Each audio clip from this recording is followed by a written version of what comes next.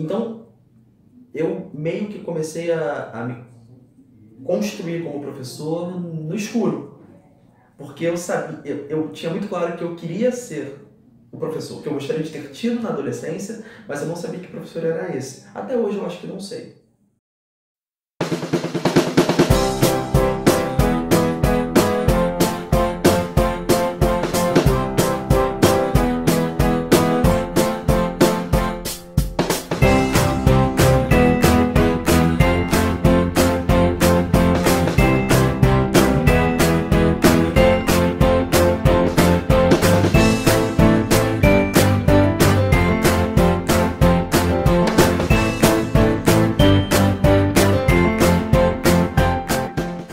Essa entrevista porque foi considerado um professor com práticas pedagógicas inovadoras. O que você acha disso?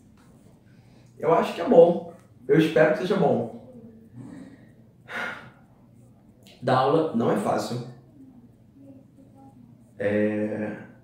Mas também não é o fim do mundo ou a última opção que as pessoas costumam dizer por aí. Quando eu me vi professor, e me vi porque eu me descobri professor em sala de aula, não exatamente na faculdade. Inclusive eu acho que a UF não forma bons professores, pelo menos na UF em que eu estudei História há alguns anos. Quando eu me descobri professor, eu tinha algumas coisas na cabeça. Um buraco imenso em matéria de formação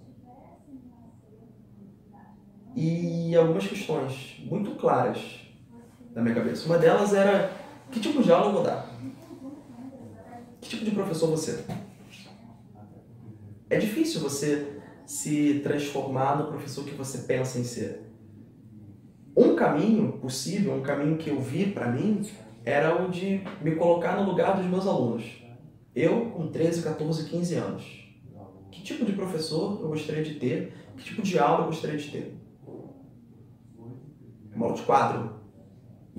Uma aula em que eu falo o tempo todo e não dou voz e vez aos meus alunos? Uma aula em que eu ajo como alguém autoritário? Isso tudo não parecia muito razoável para mim. Então, eu meio que comecei a me construir como professor no escuro, porque eu sabia, eu tinha muito claro que eu queria ser o professor, que eu gostaria de ter tido na adolescência, mas eu não sabia que professor era esse. Até hoje eu acho que não sei. Eu trabalho muito duro, eu estudo muito, leio muito, gasto a maior parte do meu tempo preparando aulas. Eu acho que preparar aula é um exercício sagrado. Planejar uma aula é um troço sagrado para mim. É o que eu mais gosto de fazer, tanto quanto da aula. Porque a aula é quando você vê a realização daquilo que você planejou, e é muito satisfatório quando a coisa vai bem. É muito satisfatório quando, por exemplo, os alunos tomam a dianteira daquilo que você preparou e se sentem parte daquilo e te levam numa direção que você não imaginou que pudesse ser levado. Eu acho que isso é diferente no sentido de que é o que eu não tive como aluno e é o que eu procuro proporcionar como professor. Eu não acho que a aula que eu dou seja uma aula só para mim, ainda que ela diga muito de mim, ainda que ela seja muito autobiográfica.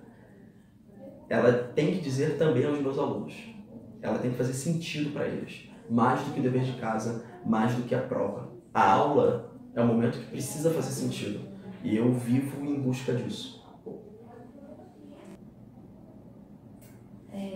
Queria saber se você tem algum tipo de leitura sobre práticas pedagógicas, se é seu. Eu leio de tudo, para ser sincero. Enquanto eu estava esperando vocês, a gente se desencontrou, eu estava lendo uma reportagem do Globo sobre o sistema carcerário no Brasil. E eu leio de tudo mesmo.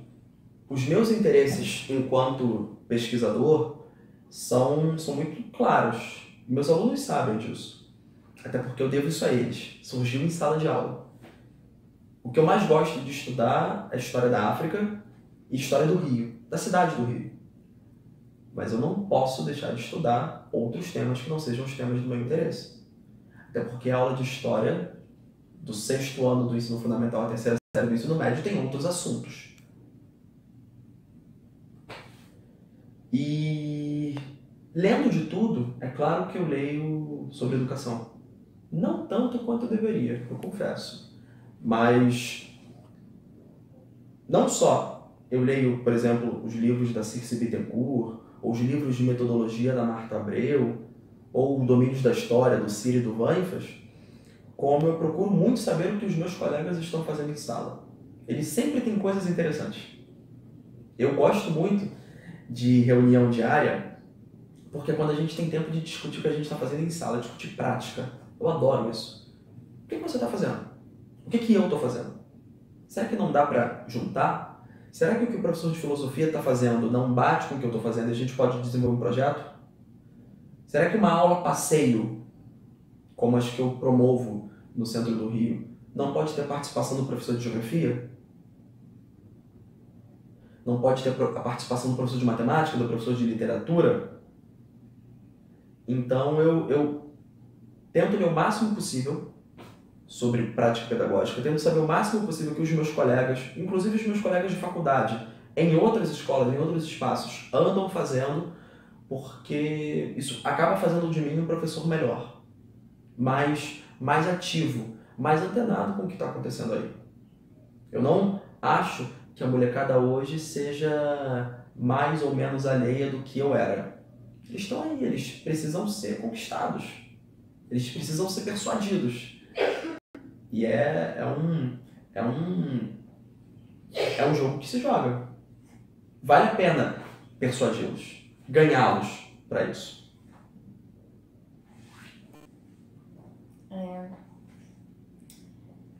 Quais são os desafios para se preparar alunos que sejam críticos e que se entendam como agentes históricos em um sistema de ensino puramente mercadológico? Como que você acha que isso se combina com a demanda de que eles passem em vestibulares?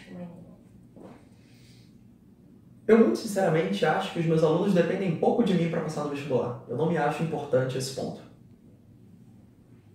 Os meus alunos da 3ª série do ensino médio vão passar no vestibular com ou sem a minha presença. Eles não precisam de mim para isso. Só que passar no vestibular não é o fim da vida deles. É um rito, é uma etapa. Desacralizar o vestibular é importante. Porque passar, eles vão. O que me interessa dentro dessa coisa, dentro desse fato quase consumado, que é a aprovação deles, é formá-los. Não é doutriná-los, ao contrário do que se diz por aí, mas é formá-los. Como? É despertar consciência neles. É ativar uma cidadania que não pode ser passiva, que precisa ser questionadora, que precisa olhar para o mundo e se sentir parte dele. Eu dou aula para alunos de classe média alta. É por isso que muitas vezes eu sou um estranho no ninho, o negro dando aula numa escola de brancos.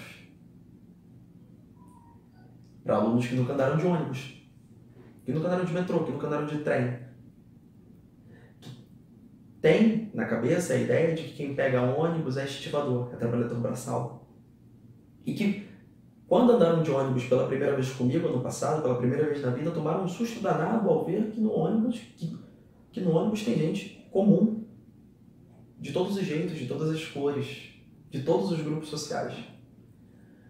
Então, a minha principal tarefa, eu acho, não é fazer com que eles sejam especialistas em alta idade média, não é fazer com que eles sejam peritos em Segunda Guerra Mundial. Isso eles conseguem fazer de forma autodidata, eles conseguem fazer isso sem mim. Eu não sou importante para isso. A minha importância reside no fato de formá-los como cidadãos. De mostrar para eles que as coisas podem ser questionadas. Que as coisas têm uma razão de ser. E que nem sempre são naturais. São dadas, são construídas. E acho que essa é a tarefa do professor de forma geral, não só do professor de história, mas talvez principalmente do professor de história. Até porque os alunos esperam do professor de história que ele seja uma espécie de oráculo, que ele tenha resposta para tudo. que ele saiba tudo. E a gente não precisa saber tudo. Eu não preciso saber tudo, eu não preciso estar antenado com tudo que acontece, é impossível.